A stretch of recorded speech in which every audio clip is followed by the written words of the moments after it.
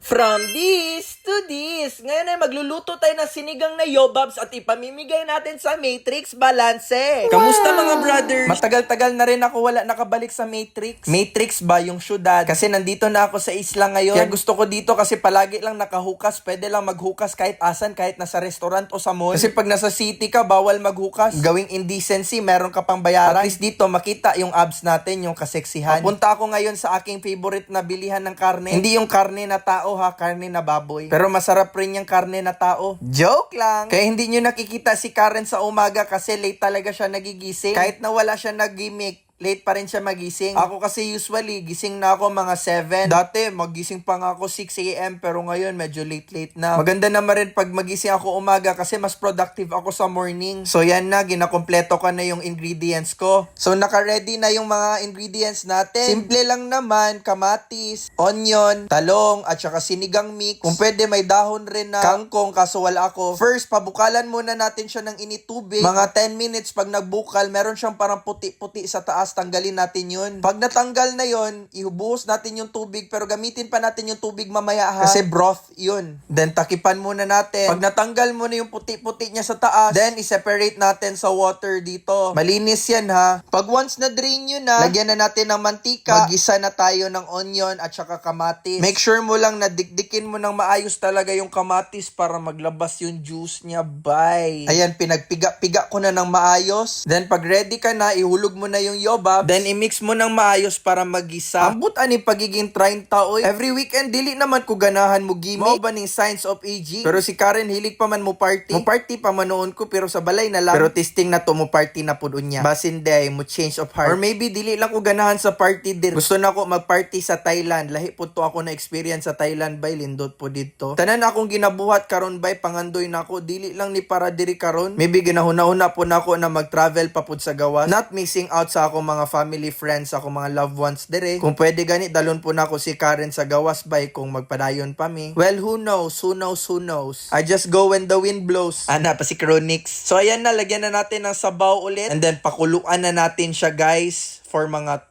2 hours. Lahira pod bay pagka nang naagyo kay gilove yun. Ako kabalo ba mo chick boy mangyud ko sa una tinuod yun na. Sige la tagtirada oy. Sige ragtuyi. Pero maybe kay tungod sa akong age po, dili sa gusto nako mag-settle. Gusto lang natog stability og love bay. Na dili nato makuha sa mga one night stand, mga fubo lang. Mo nang anak ko kung na ako'y ma-love karon sa akong journey, then i-love gyud nako deeply. Ana lang. Pingon lang nako. Co-creation at its best. Mura lago nag-music og dancing bay, di ba? Lami po na ikasayaw. Ana ra po ng partner good. Po man jud nang nakay kaangkas. Kanang dili lang uyugon imong bangka. Buhatad ngag stress og drama. Isud na ng toxicity. Paras to akong last na XO. Tong foreigner bay. Wala siya kadawa. Manuon pud ko nag-cheat ato. Wala siya kadawat na bulagan ako siya. Batas nagsalig siya sa kuha. Kay wa siya pangwarta niya. Foreigner pa gyud siya. Di siya taga dire. Da nagmaoy lagi. Nagpagawas og kutsilyo. Threaten ko niya. Giingnan ko ni. Gilibak ko niya sa mga friends. Sa mga tao. Na naada ko'y sala. Buang. Parehas rata na'y sala. Ikaw lala ka kay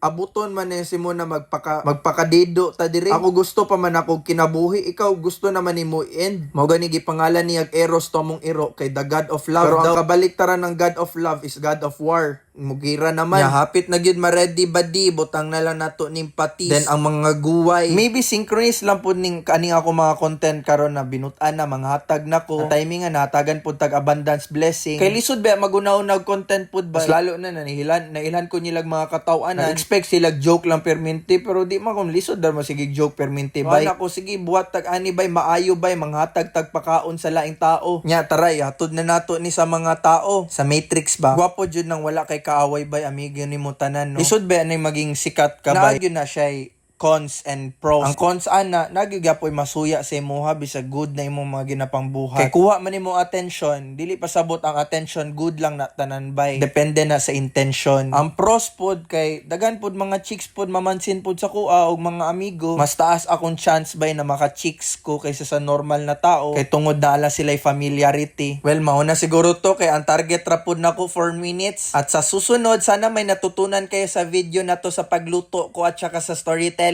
ko. Bless and love, brother out.